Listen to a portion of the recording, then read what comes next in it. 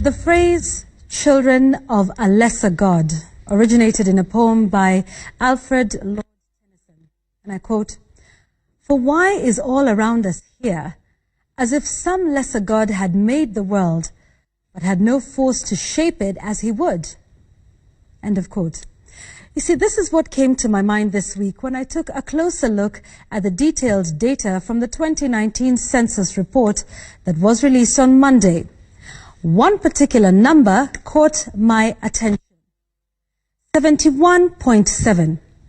This is the percentage of people in Mandera County that have never, ever been to school. That number is slightly better in Garissa, where it stands at 75.2%. But if you're shocked already, listen to this. In Wajir County, a whopping 77% of residents have never set foot inside a classroom. Now let me tell you what these percentages really mean. That in each of these counties, 8 out of 10 people have no formal education. And folks, these are not numbers from 1963 when we made the fight against ignorance a national goal. These are figures from the 2019 population census, which means that they are as current as they can be. That if you randomly stopped any 10 people in any of these counties, only 2 of them will have had some level of education. I know this is just but one statistic from the many figures contained in all of the 5 volumes of the report, but it is a very telling statistic. Think about it. What is it that one can achieve in this country without formal education? Granted, things are tough even for those who have multiple degrees. But so imagine now what the world looks like if you really have never set foot in school. No result slip of any kind, no certificate. You are essentially locked out of the formal economy. You are poor no matter what material wealth you may possess.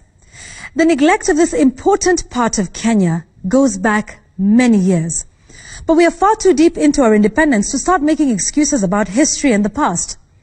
It has been 57 years. How can we have any Kenyan, let alone 77% of them, without any formal education? This is not just another region. This is a region that borders key neighboring countries, a land teeming with the wealth of camels, goats, cattle, and solar energy, to name but a few. How is this immense wealth supposed to benefit people who cannot even write their own names? How is that resident of Wajir with thousands of camels or cattle but no formal education supposed to reap maximum benefit from his labor? Do we even expect him to compete fairly with his fellow Kenyans? How would he be able to access the international market without greedy intermediaries taking advantage of him? And what about civic duties?